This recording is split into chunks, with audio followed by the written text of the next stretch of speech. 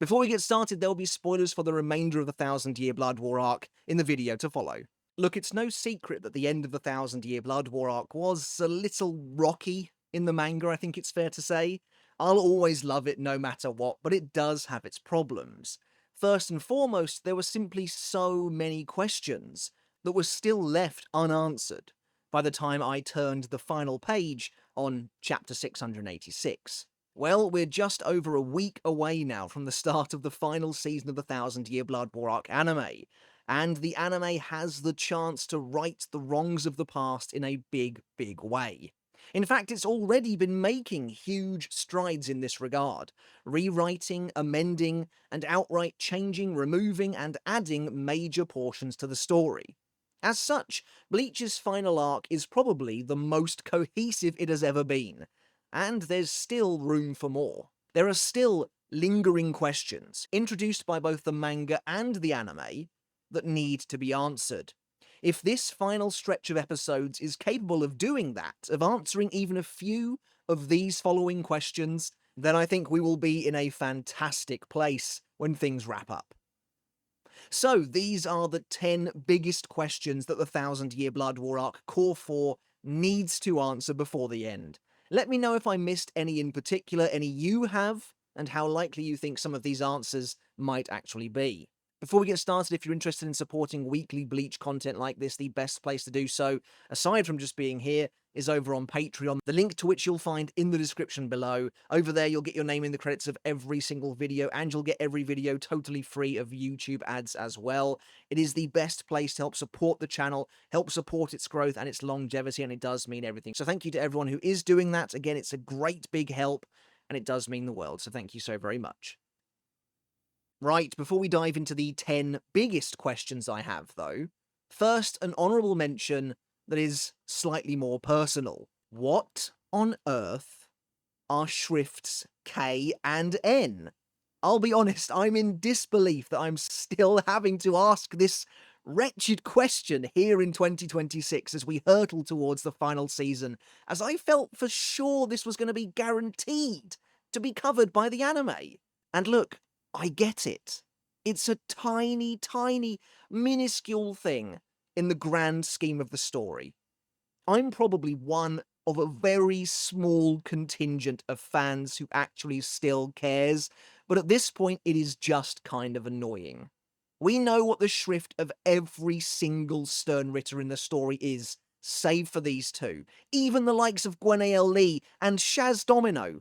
We know their powers, the latter of whose power wasn't even revealed in the manga at all. But both BG9 and Robert have come and gone in both the manga and the anime, and we still don't have an answer. It's gotten to the point now where enough has been revealed or hinted at that we've kind of extrapolated what we think their abilities actually are ourselves. And it's been accepted by the community, but we don't know for sure.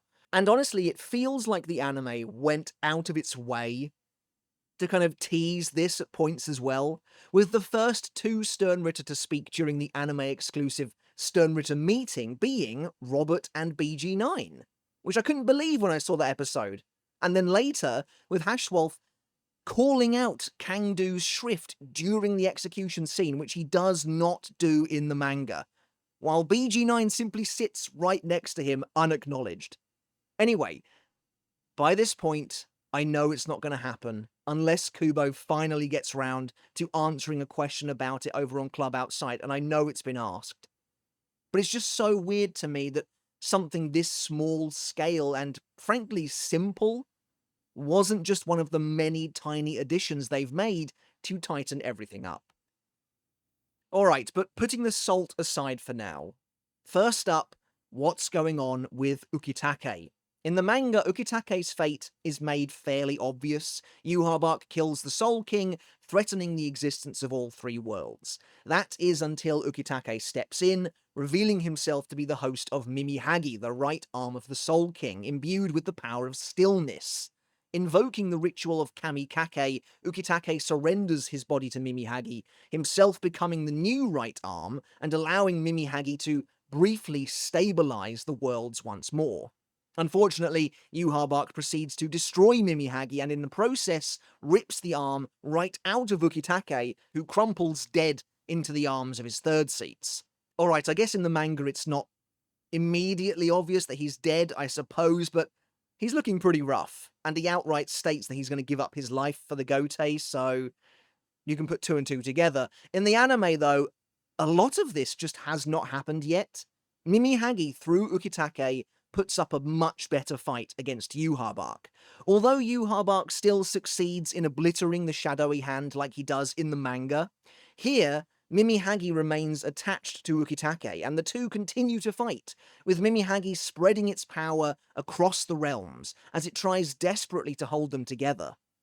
By the time of episode 39, Yhwach, having absorbed the power of the Soul King, has grown too strong, and he finally destroys the remnants of Mimihagi, enabling him to then resume collapsing the three worlds, which is what we're going to be up against in Cour 4.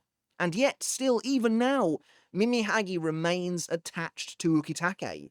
And the last time we saw them, a black ring was forming behind Ukitake's back, akin to the original seal that was holding Mimihagi in place prior to the Kamikake ritual being invoked. It's totally possible Ukitake is now dead in the anime as well, but the fact is the anime seems to be continuing to send the 13th Division captain down a slightly different path than the manga. Has Mimihagi returned to Ukitake's body, and the seal been reactivated? I don't know, but I hope we find out. Moving on, what's the deal with Gerard Valkyrie's Quincy Cross? What's the deal with Gerard Valkyrie in general, I guess we could say?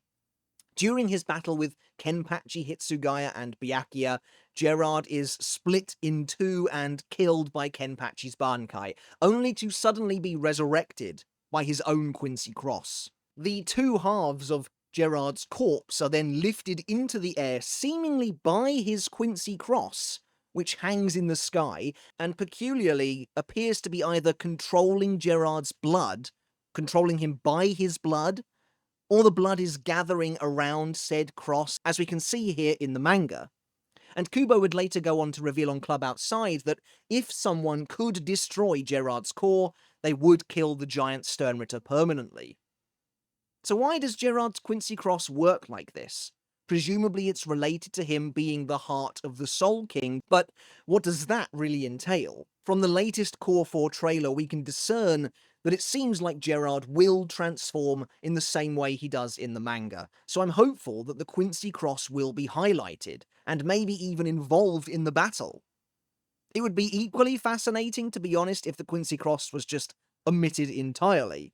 Now, I've said it before that Gerard seems to be a Quincy golem of sorts, not so much a living being, but maybe more a manufactured one. Hence the weird eyes, the lack of fingernails, and the strange, almost plasticky hair he has in his Volston dish.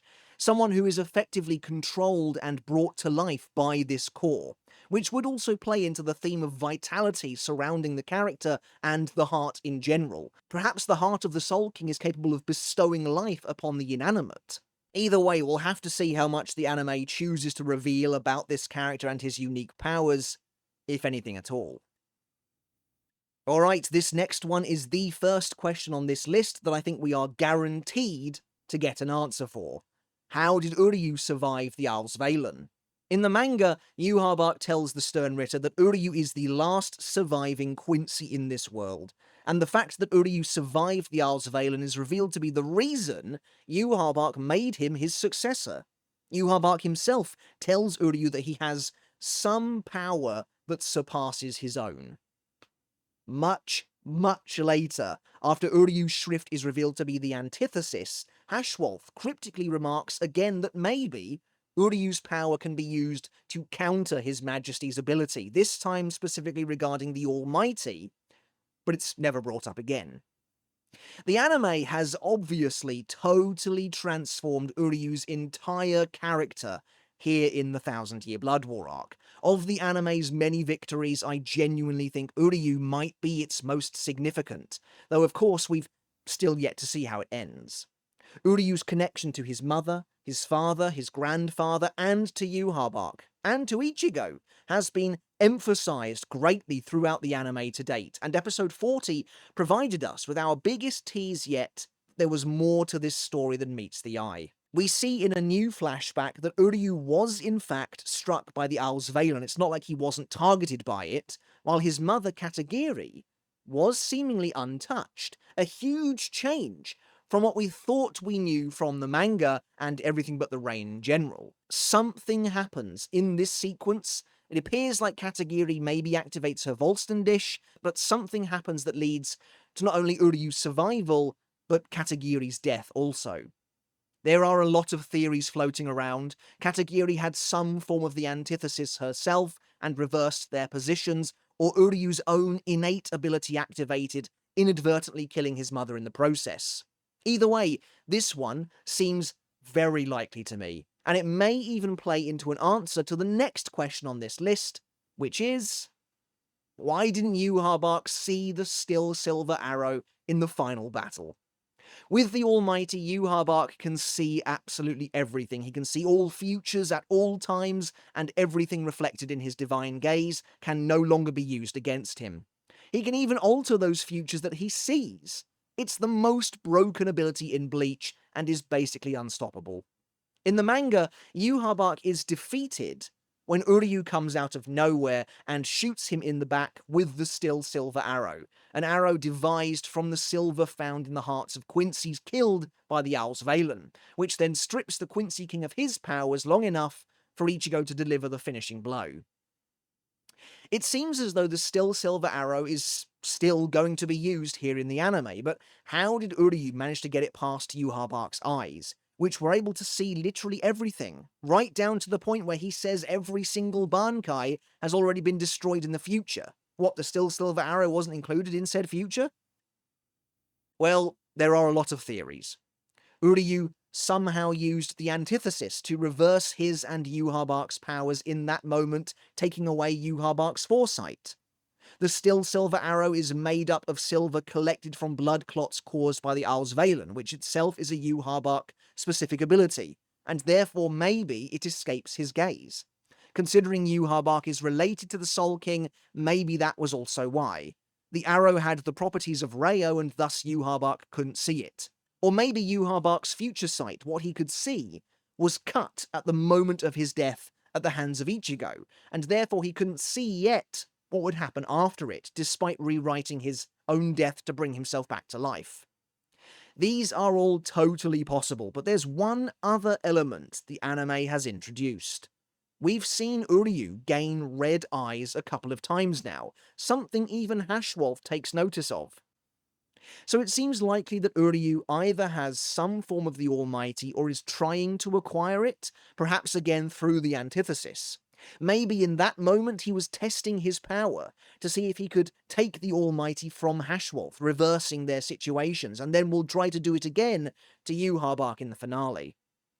I'm not sure how convinced I am by that, mind you, as Uryu seemed to gain red eyes during moments of struggle, when he wasn't fully in control of his power, so I guess we'll have to see. But if I had to bet on it, I think we will get an answer to this too. Again, the anime has been building Uryu up wonderfully, and it seems like whatever new truths are about to be revealed regarding his survival, regarding his past, they will also play a role in Yhwach's ultimate defeat. Before we continue, make sure to hit subscribe down below to stay up to date with the channel as we move into Cour 4 to keep getting weekly Bleach content like this. It does help out enormously, and we're trying to reach 300,000 subs, hopefully by the end of the year, which is only going to be possible with your help, so do please consider hitting that button down below if you haven't done already. Speaking of Yhwach's defeat, what happened after the first war 1,000 years ago? This one is, again, a bit of a pet peeve of mine. This is one I've been harping on about for a while now, so I apologise. And again, it's not hugely important to the story, but it does feel like really the final missing piece of the puzzle in regards to that initial battle between the Gotei 13 and the Lichtreich. Again, the anime has done a wonderful job of fleshing out that time period, of fleshing out the battle that is the namesake for this entire arc.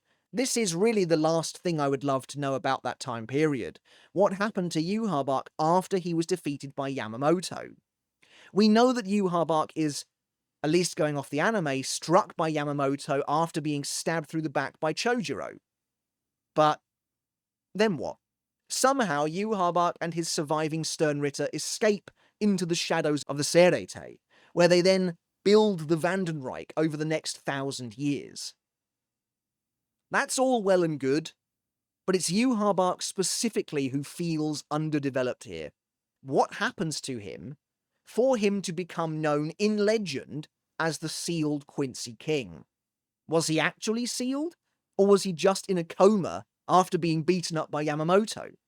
The Kaiser Gisang says that it took him 900 years to regain his heartbeat. Is that literal?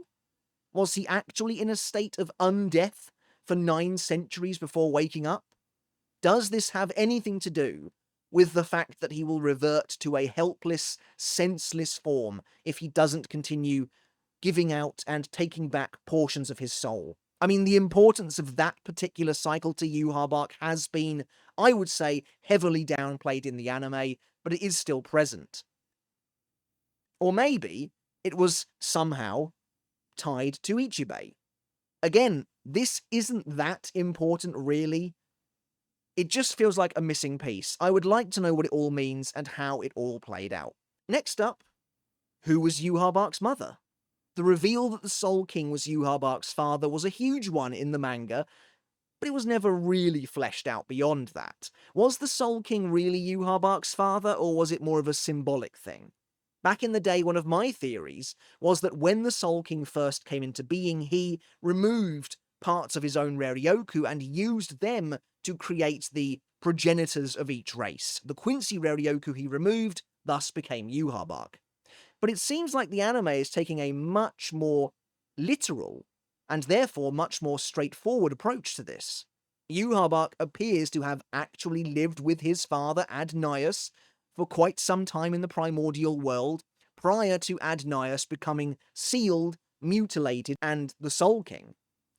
But not only that, the opening of Cour 2 revealed something else, something significant. Yhwach appears to have a mother. Now, I know what you're thinking, of course he does, but again, going back to what I was just saying, this effectively removes the doubt surrounding how literal it actually is that Yhwach is Adnias' biological child. Now, Yhwach's mother isn't truly revealed per se. We see a starry, almost celestial form in the shape of a mysterious woman cradling Yhwach as a baby, and then nothing more.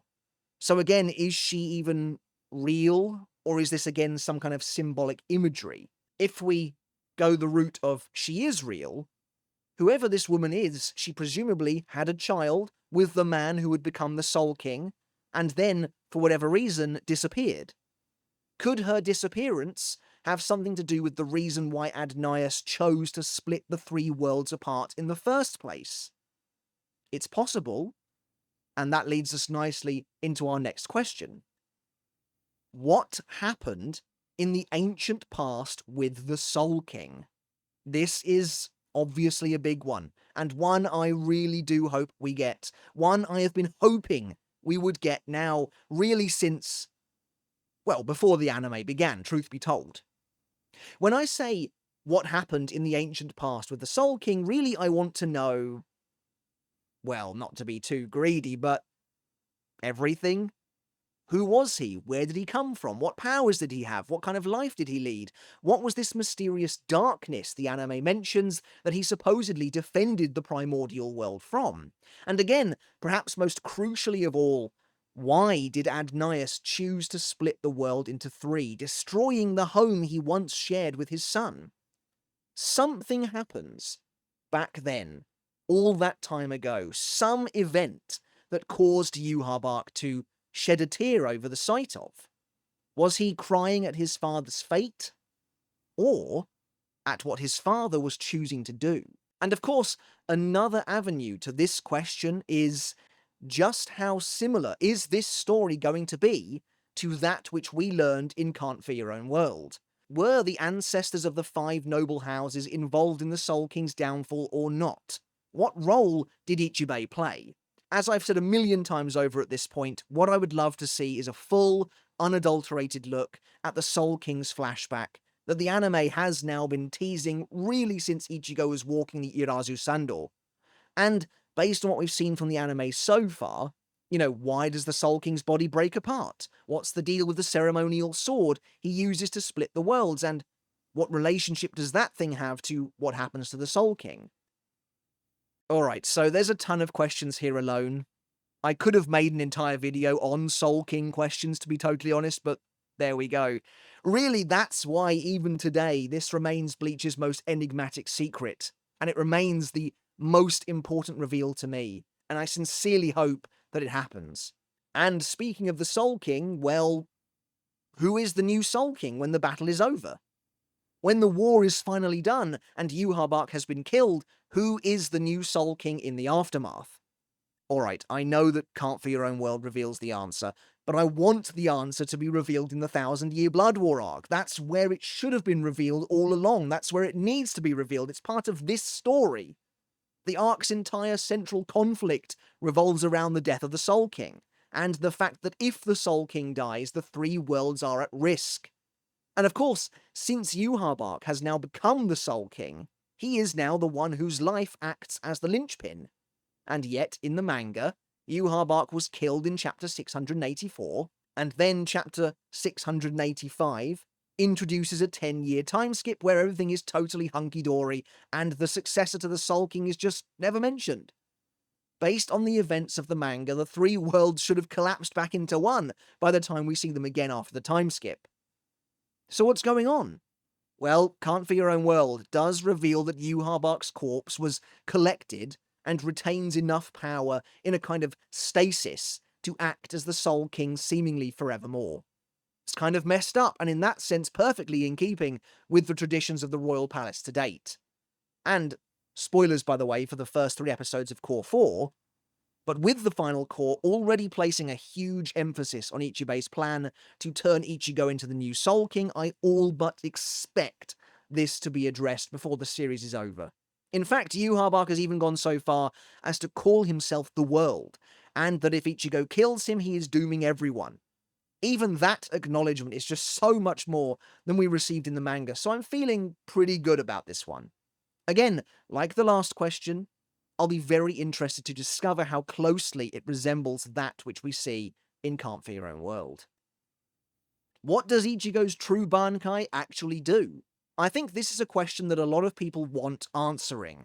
After all, when Ichigo released his true Tensei Zangetsu, it was immediately broken in half by Yhwach and thus rendered useless. At least until Tsukishima arrived and helped Orihime restore it to normal once more. After this, Ichigo then proceeds to defeat Yhwach with it, and at least on the page, we don't really see anything out of the ordinary from it. Can Ichigo's true Tensei Zangetsu do more than simply unleash an extraordinarily powerful Getsuga Tensho?